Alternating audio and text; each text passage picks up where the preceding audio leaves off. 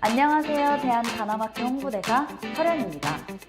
여러분이 간암에 대해 궁금한 점을 대한간암학회에서 알려드립니다. 여러분의 간암에 대한 궁금증을 오해가 없도록 명쾌하게 이해시켜드리는 간암 OK! 여러분의 많은 관심 부탁드립니다. 저희 할머니께서 5년 전에 간암에 걸리셨는데 다행히 치료를 잘 받고 완치되셔서 제가 간암 치료에 대해서 관심이 많거든요. 그때 색전술이라는 시술을 받았다고 들었습니다. 잘 설명을 들었는데도 처음에는 이해하기가 쉽지 않더라고요. 그래서 드리는 질문인데요. 간암에 걸리면 언제 수술을 받고 언제 시술을 받는지, 또 어떤 과정을 거치는지 쉽게 설명해 주실 수 있을까요? 안녕하세요. 대한간암학회 기획이사 서연석입니다. 우선 설현 홍보대사님의 질문에 간단하게 대답을 드리면, 간암으로 진단되면 직접 잘라내는 수술적 절제술을 하기도 하고요.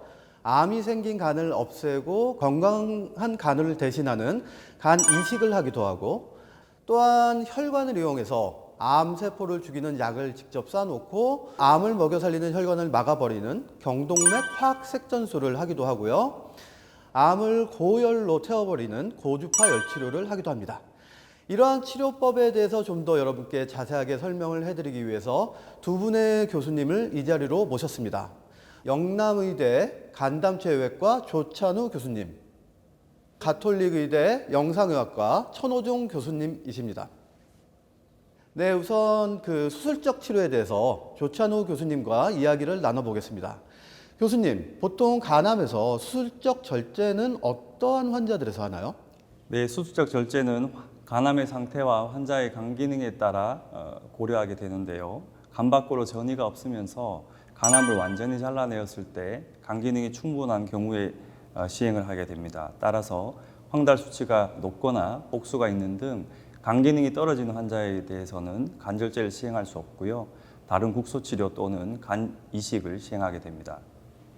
네. 근데 수술적 절제를 보면은 배를 이렇게 여는 개복술을 하기도 하고, 아니면은 복부에 구멍을 몇 개 만들어서 복강경을 이용해서 수술을 하기도 하는데, 어떤 환자에서는 개복 수술을 하고 어떤 환자에서는 복강경 수술을 하시나요? 수술이 가능한 모든 환자에서는 개복하여 수술을 할 수가 있고요. 특히 암의 크기가 상당히 크거나 복강경으로 확인되지 않는 간암을 가진 환자에서는 안전하게 개복술로 진행하게 됩니다. 복강경 수술은 카메라가 접근하기에 편리한 간암, 즉 간 표면에 가까우면서도 비교적 앞쪽에 위치한 간암일 경우에 쉽게 시행할 수 있는데요. 요즘에 외과 의사들의 경험이 쌓이면서 그 적용 범위가 점점 확대되고 있습니다. 근데 아무리 생각해도 이렇게 그 수술을 하는 의사 입장에서 보면 배를 이렇게 열어놓고 직접 보면서 하는 게 훨씬 더 쉽고 간단할 것 같은데, 어렵게 복강경을 이용해서 수술을 하시는 이유가 뭔가요? 수술 흉터를 줄이기 위해서 그러시는 건가요? 요즘에는 수술 장비가 많이 발달해서 복강경 수술이 오히려 더 편한 경우도 있습니다. 3D 카메라를 이용해서 입체적으로 확대된 수술 시야에서 좀 더 정밀한 수술이 가능하고요. 수술 중 출혈도 개복술보다 오히려 더 적습니다. 환자 입장에서도 복강경 수술은 흉터가 적은 미용적 효과가 있는 반면에 상복부 근육을 가로로 절개해야 되는 절개창을 가지지 않게 되면서 통증이 훨씬 덜하다는 장점이 있습니다. 통증이 덜하니 음식 섭취도 원활하고요. 쉽게 움직일 수 있는 등 수술 후 회복이 빨라서 복강경 수술을 더 선호하게 되는 것 같습니다. 네, 그러면 보통 수술적 절제를 하는 경우에 일상생활을 하는 데까지 회복되는데 한 어느 정도 시간이 걸리나요? 수술의 범위와 환자의 상태에 따라서 개개인의 차이가 있겠지만 완전히 회복되기까지 수술 후 2, 3개월 내에는 일상생활에 지장이 없을 정도로 회복됩니다. 그리고 요즘에는 간암의 치료를 위해서 간이식을 받는 경우도 많아지고 있다고 들었는데요. 어떠한 환자에서 간이식을 하게 되는지요? 간절제를 할 수 없을 정도로 간 기능이 좋지 않은 환자가 간암으로 간이식을 받아야 되는 경우는 간암 재발의 위험도 함께 고려해야 합니다. 따라서 원격 전이나 혈관 침범이 없으면서 5cm 이하의 단일 간암이나 3cm 이하의 간암의 3개 이하에 있을 경우에 간이식을 시행하게 됩니다. 이 기준을 밀란 척도라고 하는데요. 밀란 척도에 따라서 간이식을 할 경우 5년 생존율이 80% 이상으로 보고되고 있습니다. 하지만 최근에는 밀란 기준보다 좀 더 확대된 진행된 간암에서도 간 이식을 했을 때 성공적인 결과를 보여서 최근에 간 이식의 적응증이 점점 확대되고 있습니다. 그럼 교수님이 생각하셨을 때 간암의 치료로서 간 절제술과 간 이식 중에 어떤 것이 더 효과가 좋다라고 생각하시는지요? 간 이식은 간암과 함께 간 경변증을 가진 병등간까지 함께 제거하므로 훨씬 더 이상적인 치료 방법이라고 할 수 있고요. 간절제를 받은 경우보다 재발도 낮고 장기 생존율이 훨씬 더 높은 것으로 알려져 있습니다. 하지만 이식받을 건강한 간을 구하는 것이 문제입니다. 네, 그래서 간암으로 간 이식을 받는 경우에 대부분은 그래서 가족 간의 공여를 받는 것으로 얘기를 들었는데 그러한 건강한 간을 조금 나눠줄 수 있는 그런 가족이 없는 경우에는 어떻게 하죠? 간 이식 방법은 간 공여자에 따라서 크게 뇌사자 간 이식과 생체 간 이식으로 나눌 수 있습니다. 뇌사자 간 이식의 경우는 국립장기이식관리센터에 등록 후에 멜드 점수와 응급도에 따라서 뇌사자 간을 배정받을 수 있습니다. 하지만 우리나라처럼 뇌사자 간이 매우 부족한 나라에서는 상대적으로 건강한 간암 환자가 뇌사자 간을 배정받기는 어렵습니다. 따라서 대다수의 간암 환자는 생체 간 이식을 받게 되는데요. 생체 간 이식은 간 공여자가 적합 검사를 마친 후 국립장기이식관리센터의 승인을 받으면 간 이식을 빨리 시행할 수 있습니다. 그 간 절제술보다 아무래도 간 이식이 훨씬 더 큰 수술일 것 같은데 간 이식을 받은 후에 어느 정도 시간이 지나면 일상생활이 가능할까요? 이식 전 환자의 상태에 따라서 다르지만 대략 이식 후 3개월 또는 6개월 후에는 정상 생활이 가능합니다.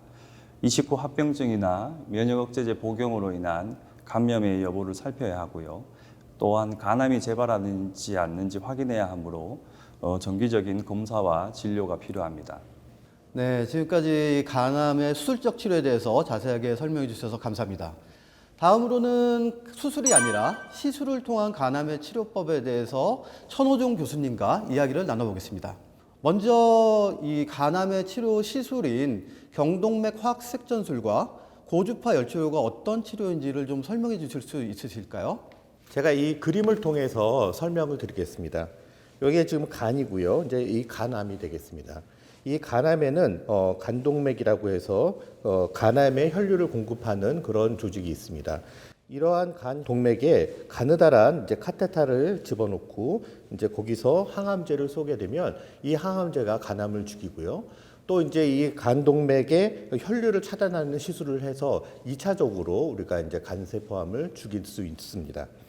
그 다음에 이제 고주파 열치료라는 것은 이렇습니다. 이 간암에 초음파를 보면서 이제 이렇게 바늘을 찔러 넣게 되는데요. 이런 특수한 바늘 끝에는 고열이 나오게 됩니다. 그래서 이 고열로 직접 간암을 태우는 그런 치료법이라 할 수 있겠습니다. 그러면은 어떠한 환자에서는 경동맥 화학색전술을 하고 어떠한 환자에서는 고주파 열치료를 하나요? 고주파 열치료는 이제 태우는 범위가 한계가 있습니다. 그래서 보통 3cm 이하의 작은 간암에서 이제 시행을 하고요. 경동맥 화학색전술은 3cm 이상이라도 이제 할 수가 있습니다. 다만 이제 경동맥 화학색전술은 이제 간암으로 가는 그런 간동맥이 굉장히 잘 발달되어 있는 경우에는 더 치료 효과가 좋다고 할 수 있겠습니다. 시술 시간은 보통 얼마나 되나요? 일반적으로 이제 사람마다 좀 차이가 있는데 경동맥 화학색전술이나 고주파 열치료 모두 1시간 내외라고 생각하시면 됩니다. 혹시 뭐 시술을 할 때 통증 같은 게 심한가요? 경동맥 화학색전술은 사타구니 동맥을 통해서 들어가는데 이때 이제 국소 마취가 필요합니다. 그래서 이 국소 마취할 때 조금 아픈 거 외에는 대부분 편안하게 시술을 받을 수 있고요.